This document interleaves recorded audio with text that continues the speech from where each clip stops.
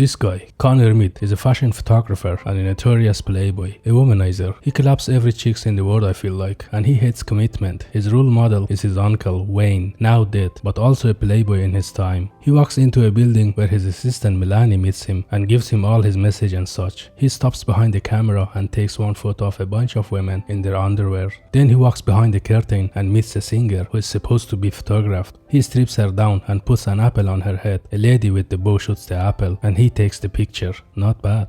Connor and the singer are making out when the assistant comes in. She tells him about the 3 messages he has from various women he has been seeing and that he needs to leave soon to make to his brother's wedding. He asks his assistant to break up with the women for him. The singer says that Connor is as bad as they say, and she likes it. On the way to his brother's wedding, he passes some swings that hits some memories back. He gets to the wedding. His brother Paul is really excited that he came. The bride Sandra is not as happy. Jenny is a bit nervous also. Connor tells Paul that it's not too late and if he changes his mind, he can take his car and leave. Paul laughs until he sees that Connor is serious. Jenny goes over to confront and threatens Connor to be supportive. Paul introduces Connor to everyone. They are honored to meet Connor after hearing the stories about him. Connor goes upstairs where there are pictures and stuff from his uncle Wayne, who is dead years ago, and Jenny says no one believed that he would come to the wedding and says she knows that Connor is not really a jerk. He only acts that way to get women to sleep with him. Deep down, he's really a sweetheart. At the dinner, someone asks Connor if he is going to photograph his brother's wedding. He says no, he is not a wedding photographer. Jenny says he's not used to taking pictures of people with their clothes on. Ha, got him.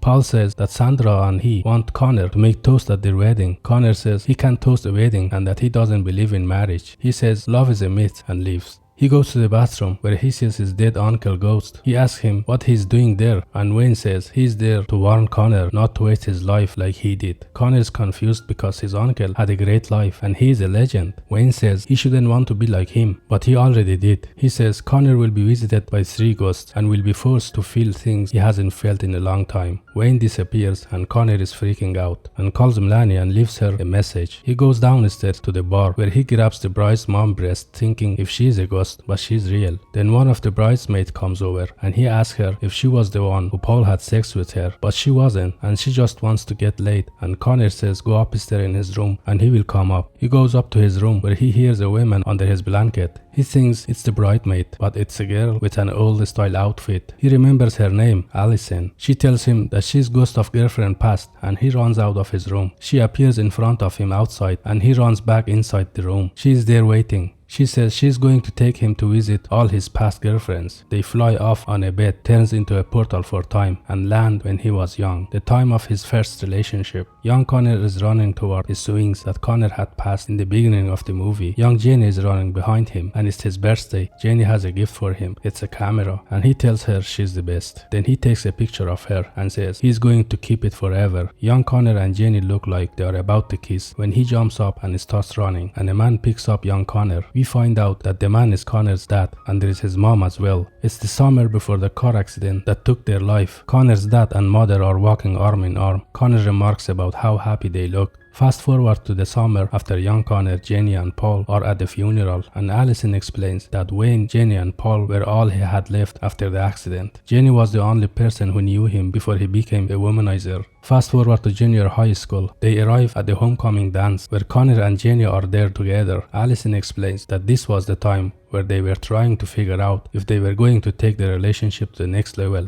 A slow song starts to play and young Connor and Jenny are looking at each other. Connor tells his young self to ask her to dance. Just as he is about to, Jenny's friends come up to her screaming and tell her that Pete wants to dance with her. She turns to look at young Connor who is looking down at his feet. She turns around and says okay and walks off as young Connor looks after her. Connor tries to console his young self who can't hear him, and young Connor runs off and gets into his uncle's car. Wayne notices he's crying and Connor starts venting about how Jenny's first kiss was with another guy. Wayne says that he dodged the bullet because he shouldn't want to be anybody's first or last kiss. Connor and Allison are in the backseat listening to the whole conversation. Young Connor says he doesn't know what to do and it sucks feeling this way and he hates girls. This prompts Wayne to slam on the brakes and demands young Connor to stop talking like a sissy. He says he can't teach young Connor algebra or camping or ethics, but he can teach him about girls. Young Connor is excited and says he will do anything to never feel like this again. Wayne speeds off and takes young Connor to a bar, which he calls a classroom. Wayne orders 2 scotch and tells him the rules. Young Connor is looking around at all the women, and Wayne says rule number 1, don't look at them. Wayne explains to young Connor that an ugly woman doesn't always have a shot with a man, but a man always has a chance because cool comes from inside. Connor is listening with a smile. Wayne gives young Connor tips like give a girl 2 compliments above the neck and then insult her to flip the power dynamic. Young Connor says that Jenny doesn't like games, and Wayne tells him to forget about Jenny. His feeling for her are killing his game. Wayne says the one thing young Connor has to learn is that the power of a relationship lies with whoever cares less. He also says that one day, if Connor feeling love with the woman, he must run out of the room, because sometime in the future he will be crushed again. He then asks young Connor how he would approach the ice-cold blonde behind him. Young Connor says he would talk to the girl next to her to make her jealous, and Wayne is so proud of him for getting the lesson so fast and clear.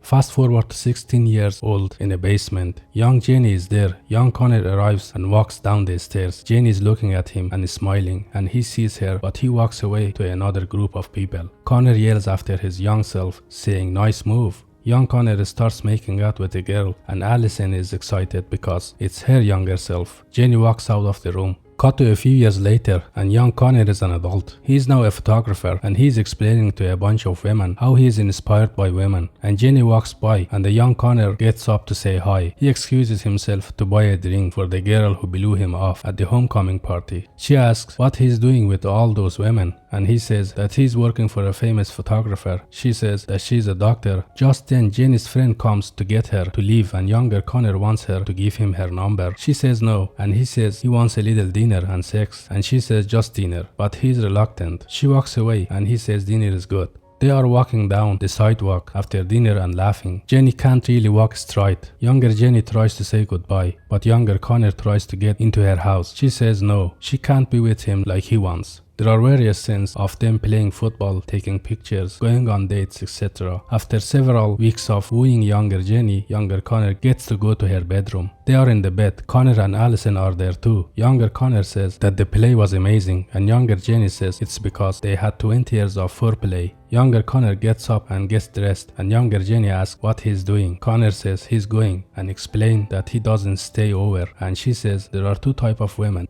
1, you shag and leave, and 1, you shag and snuggle with. She gives him 3 seconds to get back in bed, or he is to never call her again. He gets back into the bed and hugs her, and really feels love. That's when he remembers his uncle's lessons. When you feel love, just run. And he does. It's morning. Younger Jenny wakes up to see Connor is gone. It's really hurt, and she starts to cry. Allison and Connor arrive at a place with all the women he has had relationship with. She tells him that after Jenny his relationship became shorter and shorter. He is walking through a very long row of women who tell him where they had sex and how long they dated. Suddenly all the women starts grabbing at him and saying they miss him. He yells get off, and then we see him in his uncle Wayne's room dreaming, more like nightmares. Connor is in desperate search for alcohol and goes into the kitchen where he finds a box of champagne. He pops the cork off and knocks off one of the stands for the wedding cakes. He catches the cake, but the stand is out of his reach. In the other room, Jenny is organizing the wedding dance when Brad asks her to dance with him. Suddenly Connor screams. Jenny comes rushing in, and Connor is on the floor with the cake on the ground. Sandra the bride comes in, and devastated, she falls on her knees. The rest of the family comes in. Jenny tries to calm everyone down. In another room, Sandra is getting massaged to calm down. Back in the kitchen, Connor is on his hands and knees cleaning up the cake mess while Jenny is watching him. He walks out and sees his uncle, who asks how he's holding up. Connor says he doesn't understand why all those women hate him. It starts to rain, and Wayne explains that the rain is all the tears that the ladies he slept with cried. Tissues starts to fall, and Wayne says those are all the tissues used to wipe away all the tears. Then he says these are all the protection he used. Connor starts screaming and running, then wakes up in his car. He walks into the room where Sandra is throwing the wedding decoration in the fireplace. Connor asks if all the fuss is about the wedding cake, and Jenny tells him no, it's about the fact that he told the bridesmaid how Paul slept with one of them, and Sandra found out. Apparently Paul and Sandra were dating at that time. Paul apologizes over and over, and Connor says Paul clearly loves Sandra, and if he can see that, then it must be real. He also points out that the bridesmaid is also to blame. Sandra storms out, and Paul asks Connor to leave because all he's done is make things worse. Connor leaves and starts yelling for the ghost of girlfriend's future. A floating figure appears and he asks her if she is his future girlfriend, and she shakes her head no. He then asks her if she wants to be, and she turns around and walks away. He follows her. They end up in the woods and walking toward the church where a wedding is taking place. Connor is shocked because he thinks he is getting married.